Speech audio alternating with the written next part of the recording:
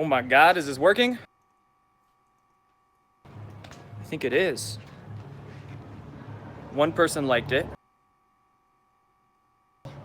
Are in the room. 2 people like it, 0 people watching. What we call YouTube math. 8 people liked it, 0 people watching. 1 person watching. 39 likes. We're getting it back up. What's up, guys? So what's up, guys? Shout out to everybody still subscribed and notified to this channel here, backup channel. Yeah, this guy came in the mail today. And I posted some pictures of it on the internet.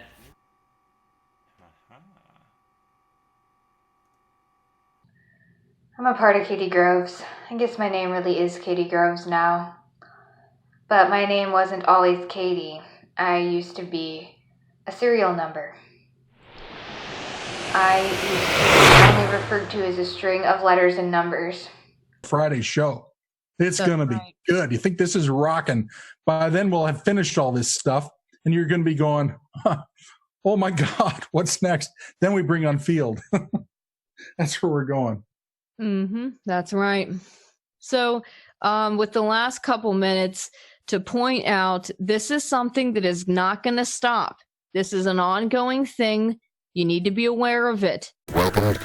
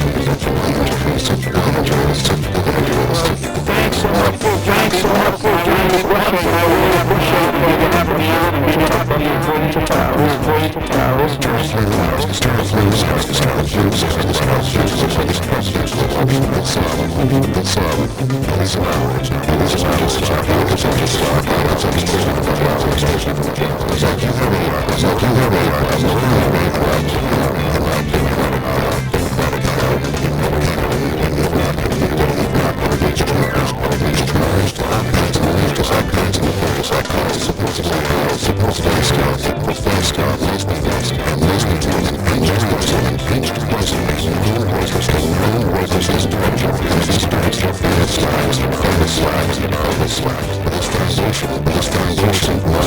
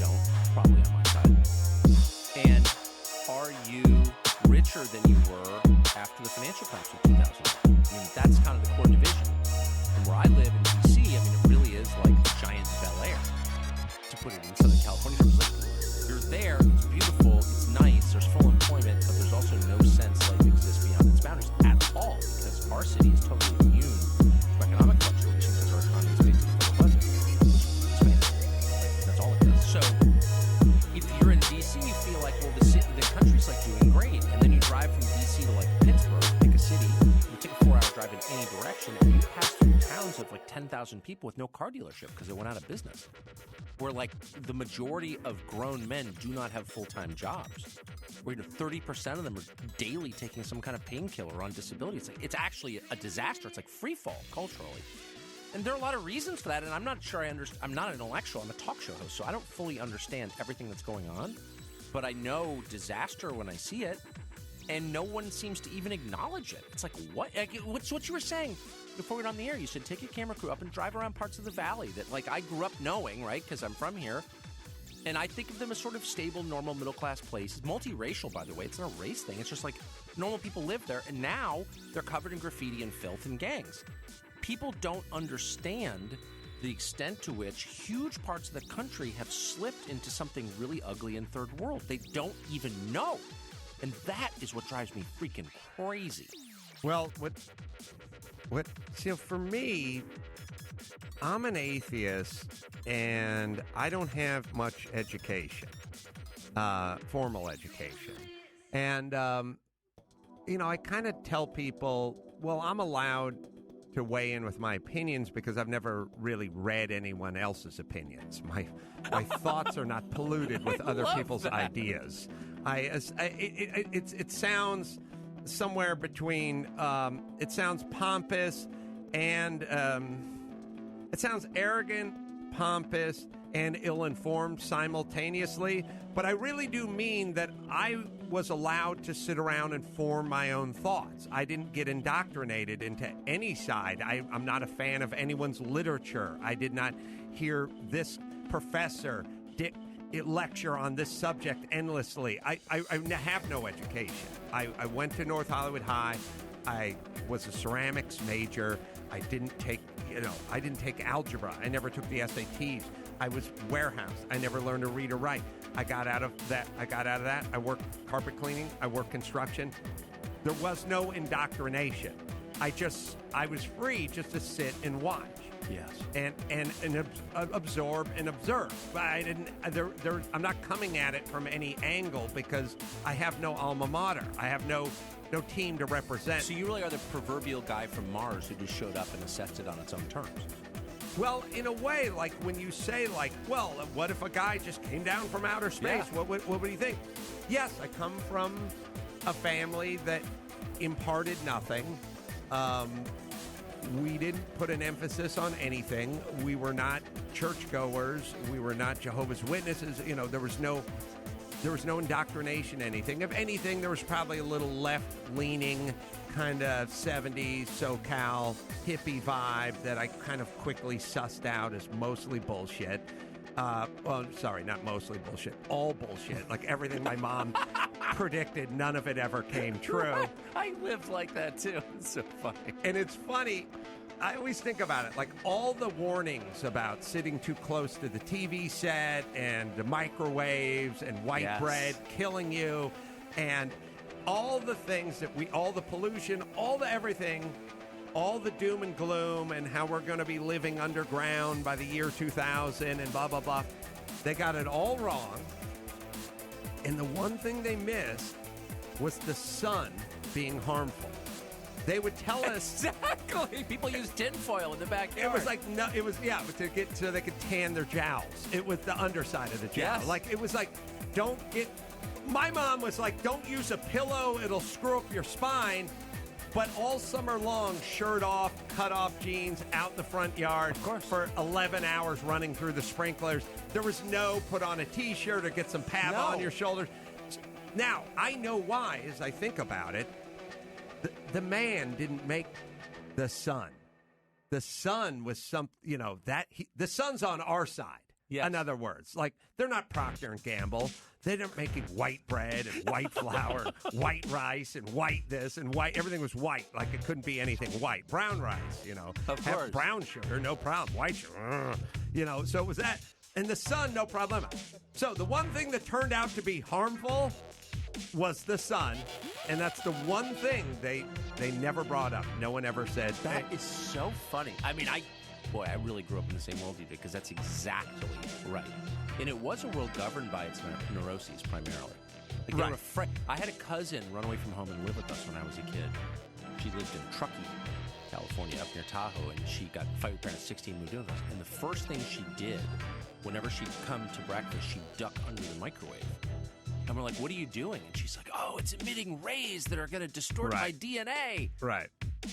But she had all kinds of other like terrible habits that were never acknowledged because they were considered fine. Yeah, so when a lot of this stuff is, what's old is new again, where a lot of this stuff is cropping up again, I lived through it the first time. Me too. I've realized just how wrong everyone was Who the was your first governor time. then? Brown, probably. Right, that's the funniest part. He's back too. I know. Right. It's insane.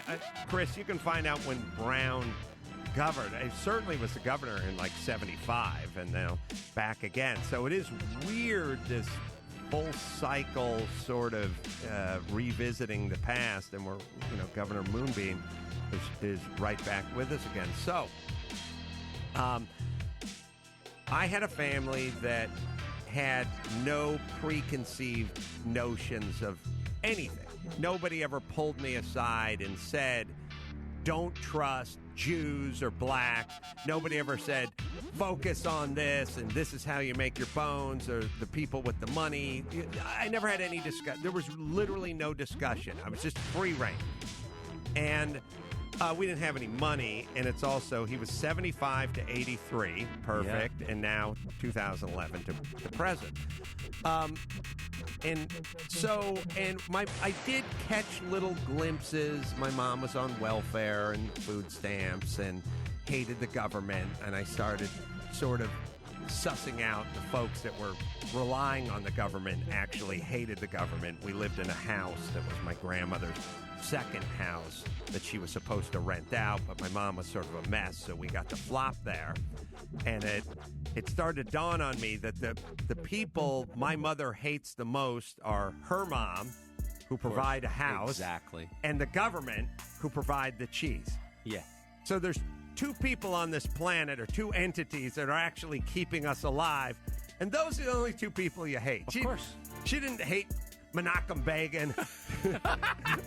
I didn't hear any ill words to any Ayatollahs or anybody that. She hated her mom and the government. And I was sort of 9, kind of going, well, aren't these the two people that are kind of keeping us afloat over here? Why so much rage against the two always entities? the way it is. Of course, it can. I also learned it can go no other way. Exactly. That's exactly right. You hate the people you're dependent upon and the people you wrong. If you sin against people, you hate them, which is one of the reasons everyone in Washington hates like working class white men whose salaries on average have declined 11% over 30 years. Can you imagine that?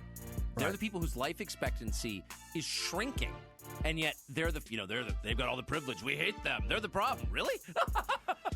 Well, I have yelled on my podcast before, and I'm sure it wouldn't go over very well in some circles in Hollywood, but they go, white men, they're responsible for slavery, they're responsible for all atrocities. And I kind of go, yeah, but we're also responsible for everything. So it's sort of unfair. The Golden Gate Bridge, that is white man's work as well. So it's like, I get it. If you're out there doing everything, you're going to have a couple of misfires. It's so weird, since you grew up in this, again, the same world I did. The one thing you were not allowed to do, as value-free and judgment-free as 1979 Southern California was, you were not allowed to attack groups of people on the basis of their race. Like that was just not allowed, at least where I lived. Like I never heard anyone do it, ever. And now, and it was the left that enforced that rule, which is a fine rule as far, you know what I mean? I'm okay with that. I don't think you should judge people on things they're not responsible for, they can't control. Now, that is like the currency of the very same people. They're like, well, the real problem is this racial group because of their race. It's like, wait, I thought that was the definition of racism. I'm losing track here. Well, as I'm fond of saying, there's never been a better time in this country to be an actual racist. Right. Because you'll just get lumped in with me and Tucker Carlson. We do segments on the show all the time. We're like, look, just to be clear, racism is wrong because judging people on things they're not responsible for is wrong, and group punishment and collective guilt are wrong. They're the opposite of everything that makes us America. That's wrong. And my producer, I never text, Google myself. My producer will text me and be like, there's another piece calling you a racist. again, it's so Orwellian. if you want to hide with half the population who has been labeled racist, you can just, and you're an actual racist, it's pretty you can funny. blend right in. The thing, I always marvel a little bit. I never really, I marvel at the lack of self-awareness. Like, Yes. I will turn on your show or I'll turn on the news, and I'll see the black middle-aged professor from Princeton, and 7 inches to his left is a white guy in his 60s, and he'll go, old white guys. Again, this is the problem. And I'm thinking, there's an example of an old white guy who's not coming into the studio later to do his own show and may hear this on the radio. He's sitting right next to you. Yeah.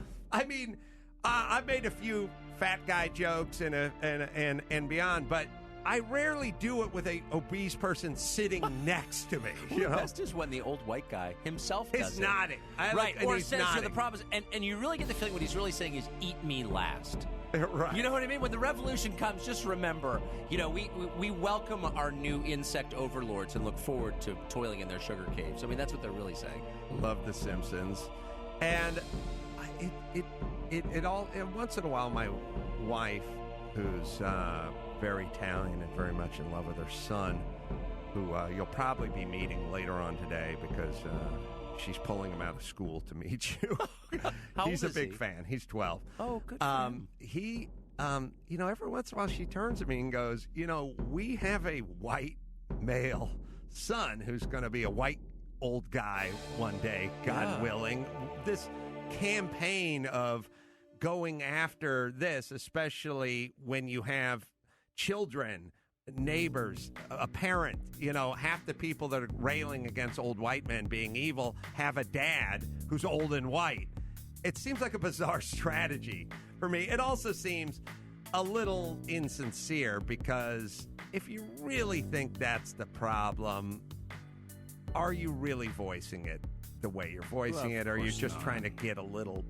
It's turned into a Chuck E. Cheese where you can get the tickets and they're redeemable for a stuffed animal, and you're just running around, and the more you yell about sexism or racism or old white men, more tickets come out of the skee ball machine. So you just hop on CNN or MSNBC, you start calling everyone racist. You say that a comment was a racist, they're driven by race. We have a society that where the cops are racist and there's systemic racism. School to prison. You yell school to prison pipeline, whole bunch of tickets come out, and it's all redeemable. And next thing you know, you just got a whole pile of tickets because you ran your goddamn mouth about stuff you didn't believe in.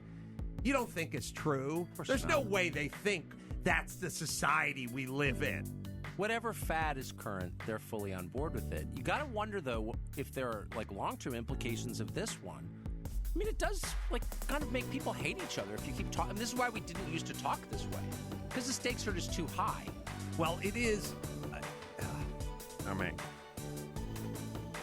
If you are attempting to help a group, and that group could be young black males, or it could be females in general, or you could pick any tribe and any group, or any individual, and you, as a person who's in a position of authority, whether it be a parent or a politician, work overtime trying to convince that person there's a target on their back. Exactly. As far as society goes, there is nothing worse that you could do in terms of that person's progression in this society. You could go full Kathy Bates and hobble them. That's exactly and right. it would be I would much rather one of my children lose the ability to use their legs or legs and arms than have them convinced that society was against them, that the cops were against them, that they had a target on their back, that if they ever went on a job interview and didn't get the gig, it was because of their ethnicity, the color of their skin, their sexual proclivities. You have officially ruined that person that you claim. Every time you open your mouth, all you do is say, I am a champion for this person's rights. I'm a champion for this person. You hobble them, you destroy them, you ruin them. I think that is such a wise observation, and I think that all the time. What would happen if I did to my kids what the Democratic Party does to African Americans? My kids would be in rehab. If I said to them, everybody hates you, just like that's the baseline. You just need to know that everyone hates you. No matter what you do, you will never rise above their hatred of you because the system is rigged and it's inescapable. I mean, what would happen to? Maybe you have to be a parent to understand that. Well, also, by the way, if a cop pulls you over, you better wrestle him for that gun because he's going to shoot you. No, it's totally right. No, that's such a good point. I don't like the hyperbole. Like it's a dangerous message. It is a dangerous message. I totally agree. It's a very dangerous message and mean as hell. Tucker, I watch your show on a nightly basis. I watch